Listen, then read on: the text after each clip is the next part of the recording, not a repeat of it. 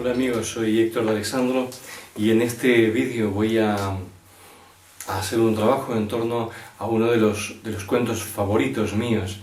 Es un cuento que se titula El Grito y su autor es Robert Graves, el autor inglés que vivió casi toda su vida en Mallorca, en Deià. El cuento es El Grito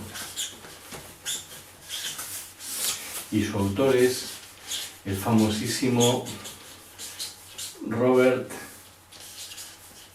Graves. Y os voy a contar un poquito acerca de la historia de este cuento, la historia personal mía acerca de este cuento, que creo que en todo análisis y en toda transmisión de la interpretación que uno tiene, del posible análisis estructural u objetivo que uno pueda hacer de una narración, siempre es interesante saber la historia personal, la vivencia que uno ha tenido con ese relato, con ese libro, con esa novela. El cuento El Grito es un cuento que yo lo leí con 16 años de edad dentro de una antología de relatos fantásticos. Una antología que reunía relatos fantásticos que iban desde los relatos fantásticos sobre fantasmas, relatos fantásticos con componentes de ciencia ficción o con explicaciones muy propias de la ciencia ficción, y relatos extraños realmente como este, que pertenece al género fantástico, yo diría que solamente por esta razón, porque explica unos fenómenos que no tienen una explicación plausible dentro de un contexto científico o racional. Es decir, es un relato en el cual suceden unos hechos extraños y cuya explicación pues obedece a órdenes aludidos dentro del relato, pero que no pueden ser explicados en términos ni racionales, ni lógicos, ni científicos, por supuesto. A mí lo que me interesó siempre de este relato, que pienso que es su principal riqueza, es el clima que logra crear. Voy a expresarme de una manera extremada para ser más expresivo. Este es un relato bastante simple y de una ejecución por momentos vacilante. Es más, podría ser considerado desde el punto de vista de la calidad un relato bastante malo. Con toda sinceridad lo digo. Tiene defectos en la parte, digamos, estilística que no se le pueden perdonar a un autor de la talla de Robert Graves. Sin embargo, esos defectos permanecen allí y están tan bien acoplados al resto de la estructura literaria que hasta parecen irreemplazables de alguna manera. Parece como si formaran parte del arte que rodea a este relato. Durante mucho tiempo yo leí este relato y me pasaba, como a muchos lectores les pasa a veces, que vas leyendo, lees, no un autor de tu predilección, porque yo realmente, Robert Graves no es un autor de mi predilección, es un autor que ha escrito dos relatos, este y El viejo Papa Johnson, que a mí me gustan mucho, y sobre todo este relato que me agarró en una edad de creatividad y de gran interés y de gran curiosidad y de comienzos de mi vida literaria.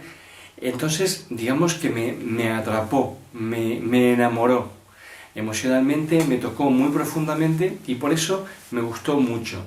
Y han pasado los años y me doy cuenta que lo he vuelto a leer, no sé, 10, 20 veces, y vuelve a producir en mí todas las emociones iniciales que produjo en su día, y vuelve con distinta distancia, es decir, produce la emoción, pero inevitablemente la pericia y los años me permiten entender mediante qué mecanismos Robert Graves produce esas emociones en mí. Pero no por eso dejó de impactarme, aunque sea una metaemoción, una emoción de segundo orden. No dejó de impactarme de ver cómo el relato está tan bien logrado. Entonces, para este vídeo he decidido revelar los grandes trazos, porque son grandes trazos en realidad, no son minucias de detalle, que hacen que este relato sea efectivo, sea eficaz, digamos de otra manera, que funcione. Es un relato que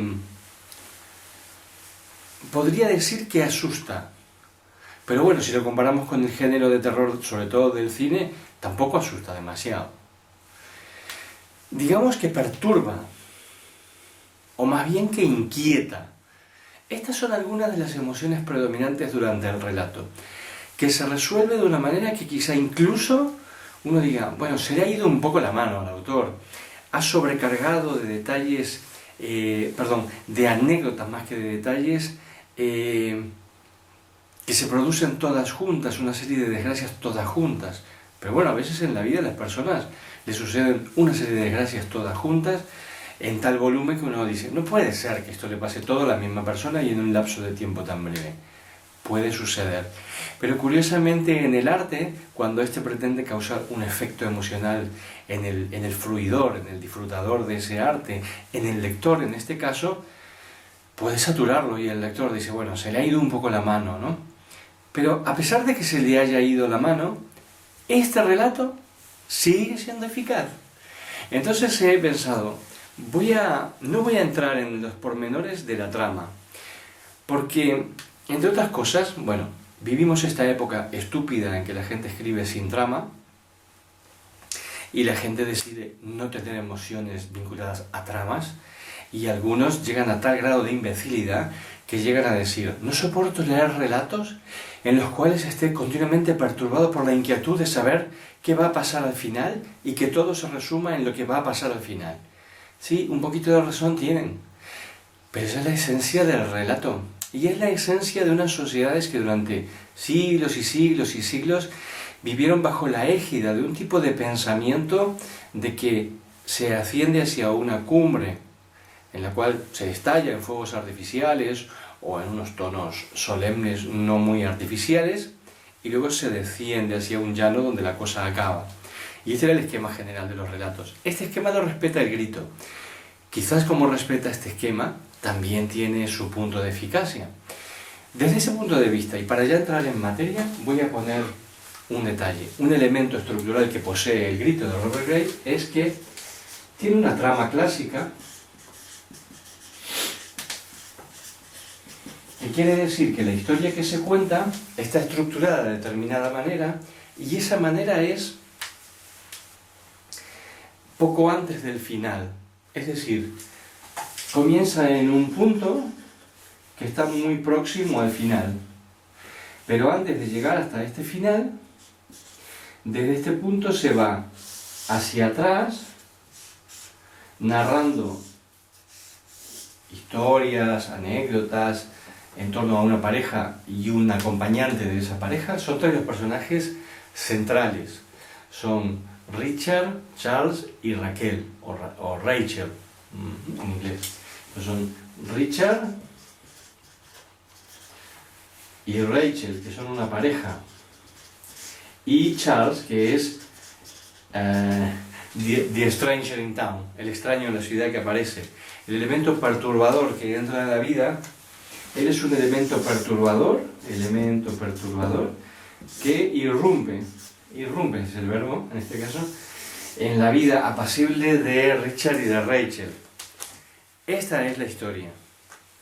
Entonces se narra de aquí hacia atrás cómo se produjo esta irrupción, todas las consecuencias dramáticas que esto tuvo, cómo se llega a un punto culminante de gran intensidad y cómo se desciende otra vez hacia la planicie. Es una trama clásica, in media res. Yo estaba, cuando no sabía que llamaba in media res, en medio de la trama, le llamaba, a este tipo de trama le llamaba la trama tipo, ¿cómo comenzó todo esto que ahora va a terminar? Un ejemplo de esto es el informe sobre ciegos. Ahora no recuerdo cómo comienza el narrador, Fernando Villalobos, relatando, pero más o menos va por este palo, que es una frase más que manida en la literatura. Es, ¡ay, cómo comenzó todo esto! Que ahora va a terminar, porque a continuación se sacrifica a él, Fernando Villalobos, y su hija Alejandra Vidal. Bien, entonces volvemos al grito. Ya tenemos los elementos fundamentales de esta trama, que son algo que le ha sucedido, y no lo voy a explicar porque esta trama sí que obedece al género de tramas que una cantidad de público está acostumbrado a no saber qué es lo que va a pasar, y la emoción de esos públicos consiste en que no saben lo que va a pasar y permanecen en un estado de relativa inquietud hasta que descubren al final pues lo que pasa y una explicación de la índole que sea, racional, científica, tecnológica, histórica, sociológica, psicológica o de ultratumba, sobre el por qué pasa lo que pasa en esa narración. En esta narración, y este es otro elemento que quizá contribuye a crear este clima tan interesante, es que la explicación de los sucesos, vamos a ponerlo así, los sucesos tienen una explicación, vamos a llamarla así para no entrar en excesivas disquisiciones, de orden fantástico. Pero esta explicación de los sucesos está sugerida, aludida, pero en ningún momento ni el narrador ni nadie allí dice la explicación de todo lo que pasa es esto, la realidad de todo lo que pasa es esto. Hay un juego de espejos por el cual acabamos de leer el cuento, tenemos algunas suposiciones que se parecen a certezas, pero no acaban de ser certezas del todo. Y esto nos deja en ese clima de inquietud aminorada mucho respecto de lo que es al comienzo, pero inquietud al fin. Entonces ahora vamos al punto central, que para mí es el más importante, de cómo hizo Robert Graves para convertir un cuento malo con una anécdota de lo más común en una obra maestra del género. Pues lo hizo creando un clima de inquietud, de perturbación y de miedo continuo. Y aquí está el gran arte de Graves. ¿Cómo lo hizo? Lo primero y lo más importante, el narrador. Es un narrador testigo, como los del Nuevo Testamento. San Marcos, San Mateo, etc., como el Gran Gatsby, como Desayuno en Tiffany's, como Adiós a Berlín de Sherwood Anderson y como tantos otros relatos extraordinarios con narradores testigos. Es un narrador en primera persona que es testigo y que narra una anécdota de lo más inocua, de lo más sencilla. Él narra que un día se trasladó, no tiene nombre este narrador, habla en primera persona y dice yo. Él dice que se trasladó a un psiquiátrico en determinada ciudad inglesa para participar en un partido de, no me acuerdo, creo que es de cricket, esto no es sustancial, y él simplemente tenía que ir allí para hacer la función, cumplir la función de anotador del tanteo.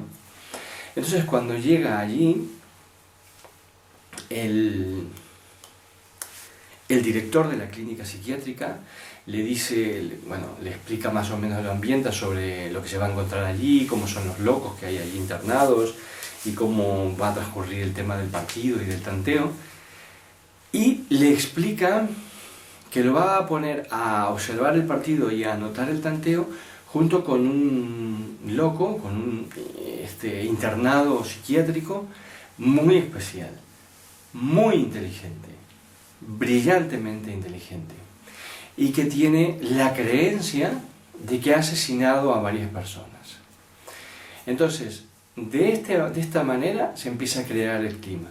Un hombre llega a un sitio, es un sitio diferente, es un manicomio, y el que le recibe ya lo empieza a poner en un primer plano de inquietud. Le habla de con quién va a anotar el tanteo del partido y le hace ciertas advertencias acerca de esta persona, sobre que esta persona, bueno, pues tiene determinadas características. Entonces, cuando él se pone al lado de esta persona para disponerse a anotar el tanteo, empieza a hablar con esta persona. Y esta persona, Crowley, le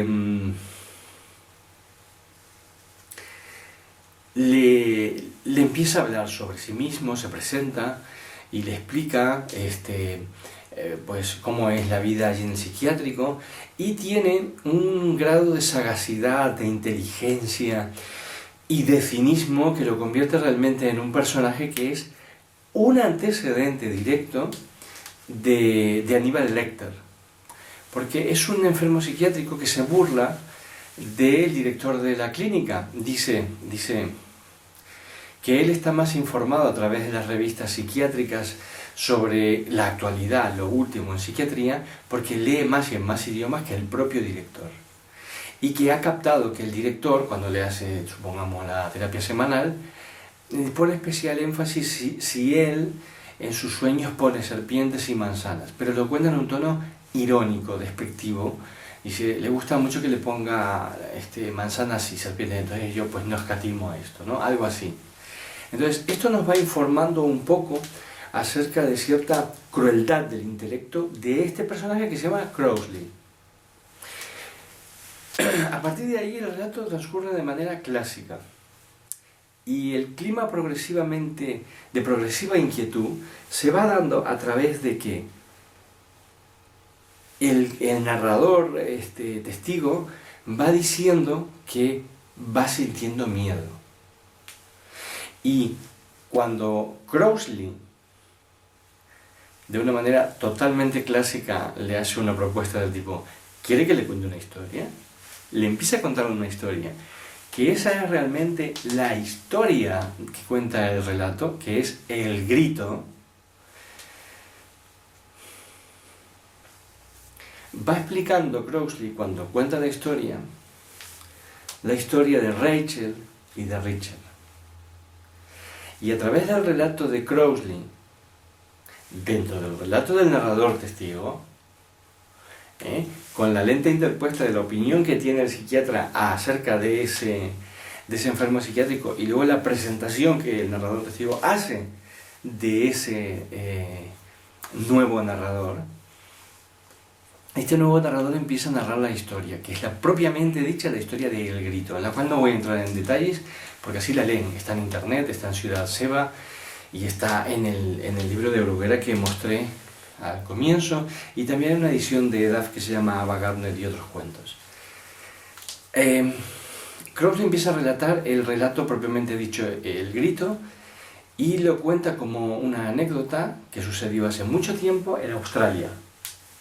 Entonces, este dato de Australia nos reclama mucho nuestra atención, puesto que al comienzo el director del psiquiátrico, si yo mal no recuerdo, le dice al narrador testigo cuando le presenta a esta persona que este perturbado dice haber matado a alguien, sí, dice, lo más grave es que es un asesino y según él ha matado a 3 hombres y a una mujer en Sydney, Australia. ¿Vale? Entonces este elemento se repite dentro del relato de Crowley, y entonces ya empezamos a pensar que Crowley tiene algo que ver con este relato que está narrando. Entonces, vamos a ver si hacemos un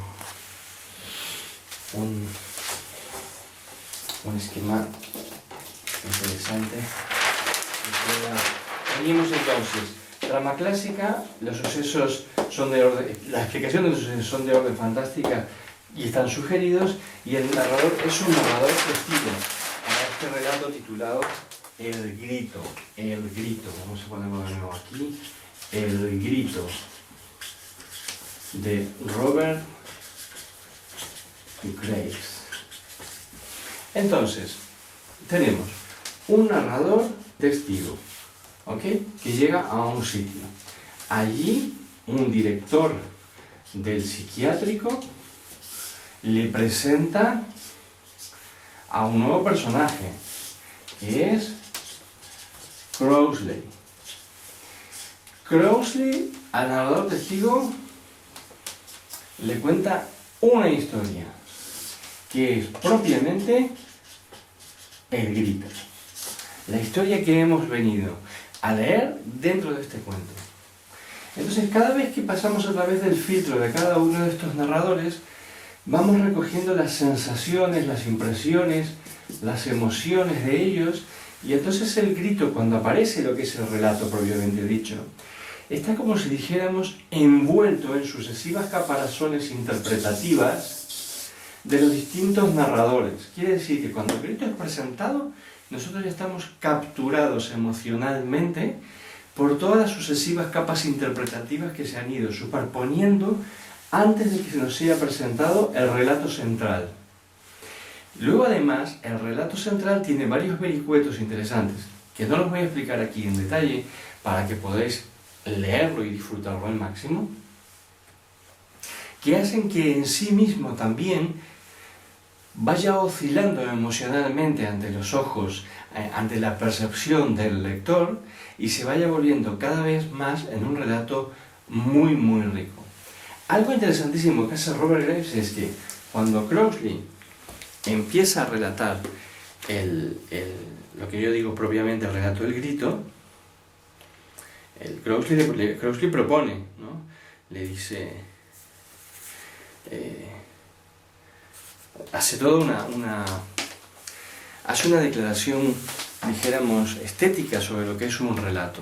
Y es algo muy interesante porque dice, Crowley presenta el relato, esto estaría en esta capa, la interpretación es acerca del relato, y es muy rico lo que dice aquí. Crowley le dice, la historia que le voy a contar es verdadera, cada palabra de ella es cierta. Al menos cuando digo que mi historia es verdadera, entre comillas, quiero decir que la estoy contando de una forma nueva. Siempre es la misma historia, pero algunas veces varío el clímax e incluso cambio los papeles de los personajes. Las variaciones la mantienen fresca y por consiguiente verdadera. Si siempre utilizara la misma fórmula, pronto perdería intensidad y se volvería falsa. Me interesa mantenerla viva, palabra por palabra. Conozco personalmente a los personajes que hay en ella. Son gente de Lambton. Entonces, el narrador testigo a continuación dice, decidimos que yo llevaría el tanteo, etc. Así fue posible que relatara la historia. Entonces, cuando comienza la historia propiamente dicha, comienza en tercera persona. En realidad, todo el relato podría comenzar aquí, sin todo esto, pero no tendría la misma riqueza y no podría tener el desenlace que luego tendrá. El grito cuando empieza con un narrador objetivo, omnisciente, en tercera persona. Desaparece el narrador testigo dentro del narrador testigo, porque Crowley también es un narrador testigo. Simplemente dice, Richard se despertó un día diciéndole a Rachel, pero qué sueño tan raro. Cuéntame, cariño, le dijo ella, y date prisa, porque yo quiero contarte el mío.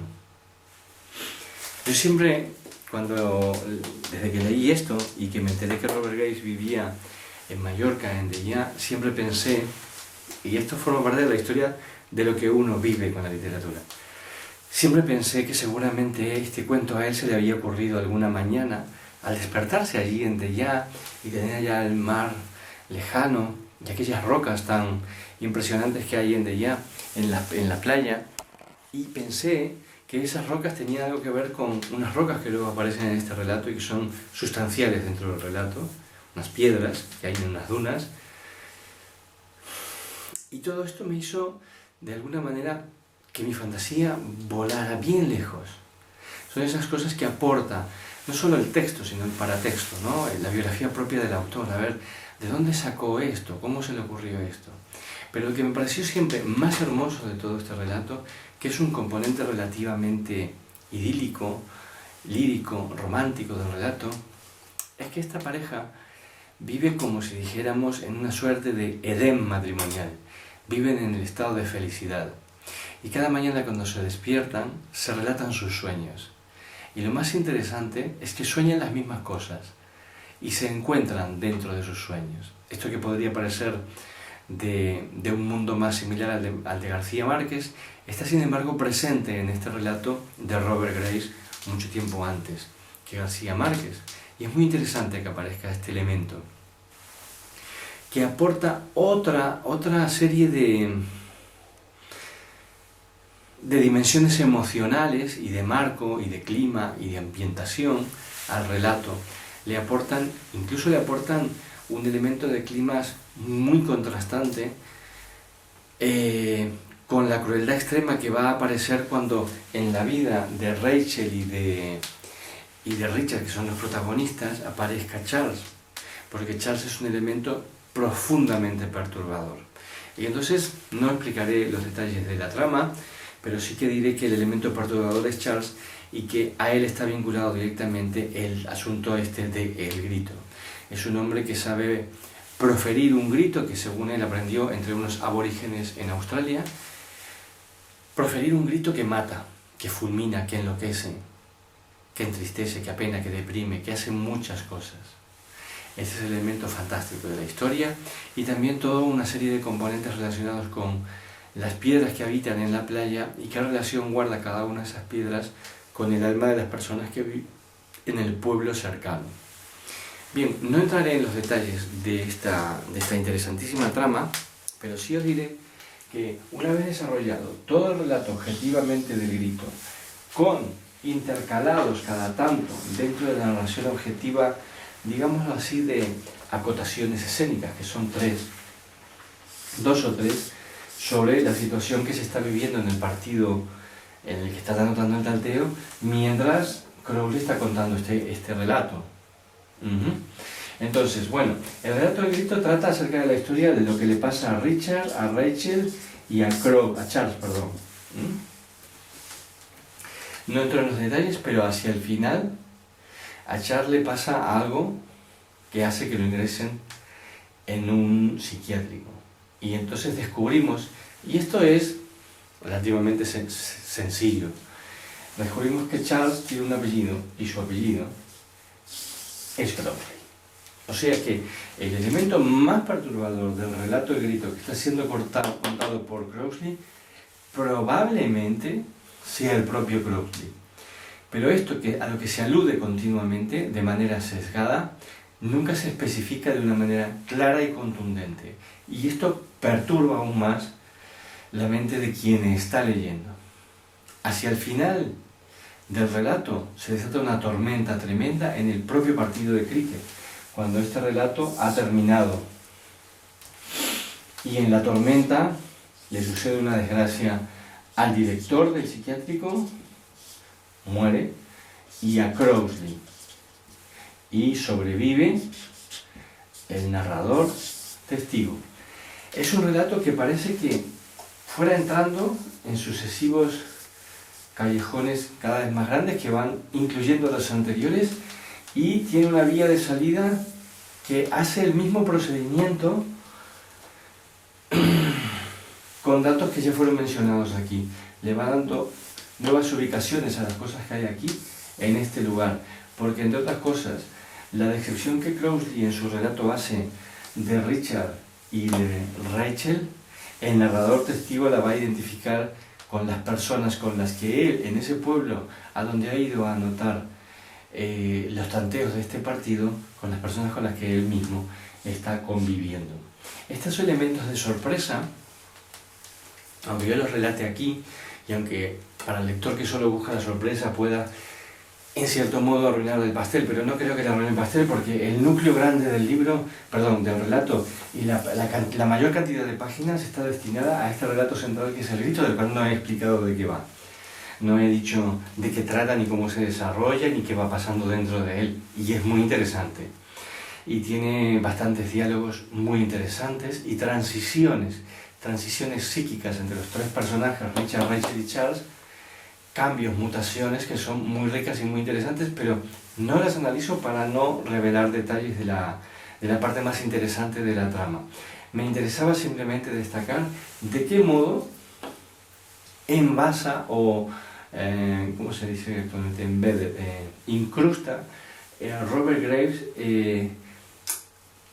los detalles de ambiente que van creando continuamente ese clima que dije al comienzo que es de permanente inquietud. Al final, bueno, pasa incluso esto otro, que ya me parece exagerado, agregan más desgracias a las desgracias que se producen en el relato anterior, pero bueno, eso es lo que se le ocurrió hacer a Robert Graves. Tampoco nunca sabremos si esto no está basado en algo que fue real y que quizá fue hasta más exagerado en su acumulación de detalles dramáticos que lo que pueda haber transmitido él en una obra de arte. Sea como sea, este análisis les ayudará a enriquecerse cuando lean el relato del grito, pero lo más importante de todo es que lean el grito de Robert Graves, porque es como zambullirse en una agua fresca en la cual conviene meterse, y esa agua fresca en este caso está compuesta de inquietud y un gran arte para construir una trama interesante con elementos sencillos y generar en este caso un relato impactante que se queda en el lector y que el lector no lo olvida fácilmente, y que unos y otros lectores por distintos motivos pueden quedarse con pequeños momentos de esta trama que son realmente auténticas joyas, como los momentos en que Rachel y Richard se cuentan sus sueños. La literatura consiste en eso, en que unas personas les cuentan sus sueños a otras, y éstas incrementan sus propios sueños al recibir ese regalo de sueños. Esto entonces, el mayor honor que yo podría tener, si yo quisiera conseguir que vierais esto de un modo excelente, pues el mayor honor que yo podría tener en esa vía de excelencia es que me vierais como un transmisor de sueños. Un transmisor de sueños que incluso con estas relaciones, estas explicaciones, contribuye a enriquecer esa ensoñación y que esa ensoñación sea aún más fructífera. Mi nombre es Héctor de Alessandro, hago coaching para escribir, entrenamiento para escritores en cursos interesantes. Y los espero en el próximo vídeo, donde ahora sí me he decidido continuar analizando los cuentos que a mí más me han gustado. Ya lo hice antes con La casa inundada de Felisberto Hernández y también con El Aleph de Borges. Ahora tocaba El grito de Robert Graves y continuaré. Muchas gracias y hasta la próxima.